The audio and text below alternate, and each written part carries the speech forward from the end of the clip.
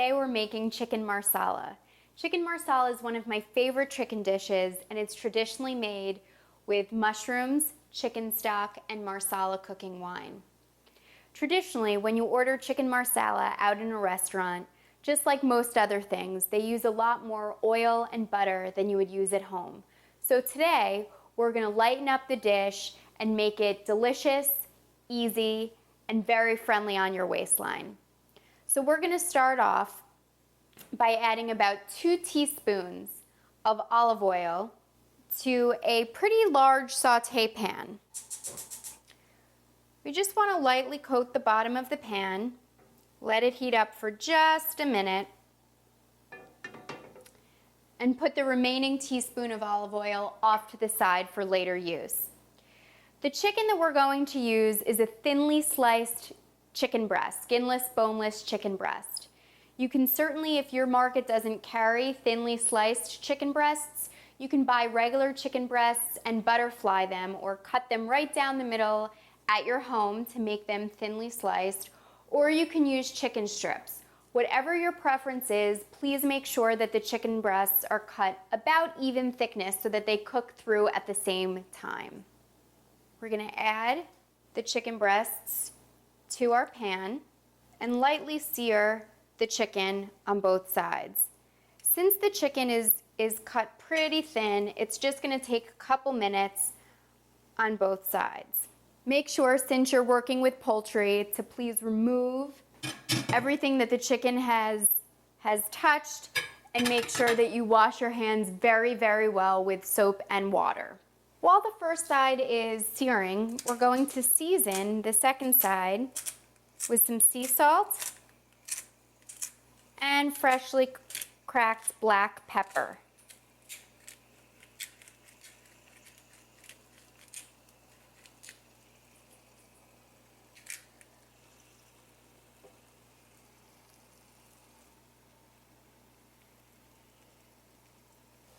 Just going to check to see how the first side is doing. You want to get a nice sear on the chicken breast. I'm going to leave it cooking for another minute or two. And then we're going to flip it over to the other side. We're going to remove the chicken breast, put it off to the side while we make the rest of our sauce, and then put the chicken breasts back in at the end of the dish to heat them through before serving. So it's time to flip the chicken breast over. Season the other side with just a little bit more salt and freshly cracked black pepper.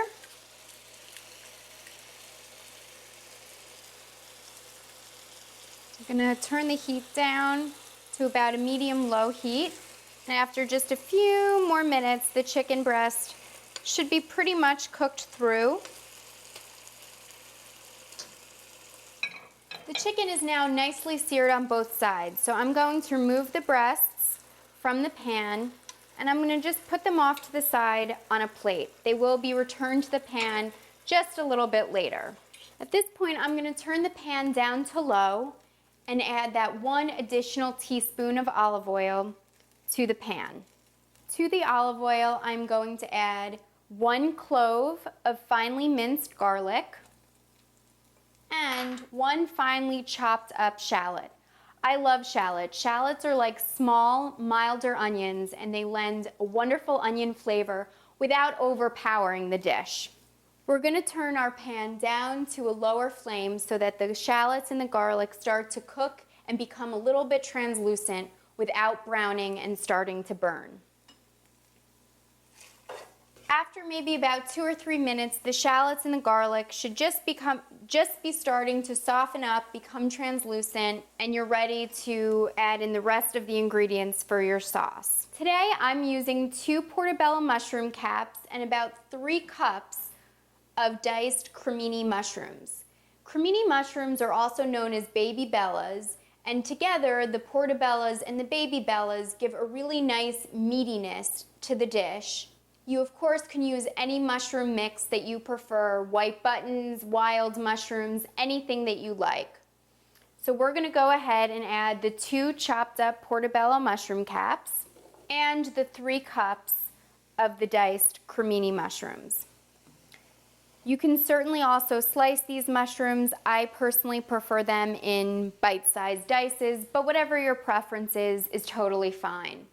Mushrooms have a lot of liquid in them, and when you start to crack some salt and pepper over them, they're going to start to release their liquids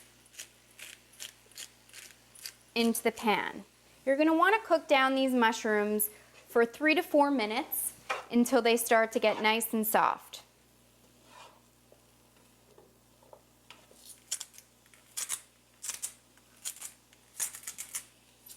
After about 3 to 4 minutes, you're going to be ready to add in the liquids for the dish. I'm going to add in a half a cup of Marsala wine and a half a cup of chicken stock.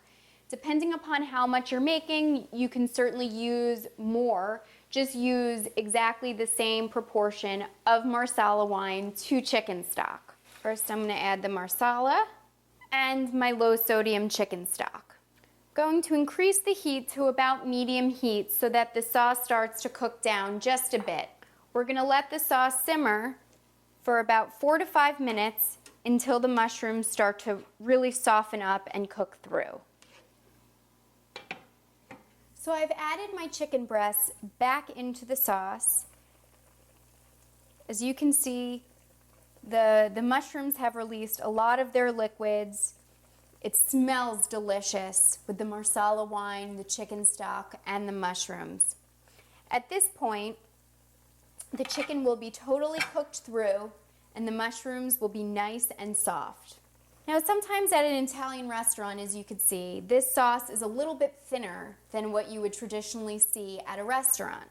The reason that my sauce is a little bit thinner than you would see at a normal restaurant is that I haven't added a lot of excess butter. I haven't cooked the chicken breasts with a lot of flour in oil and butter to thicken it up a lot.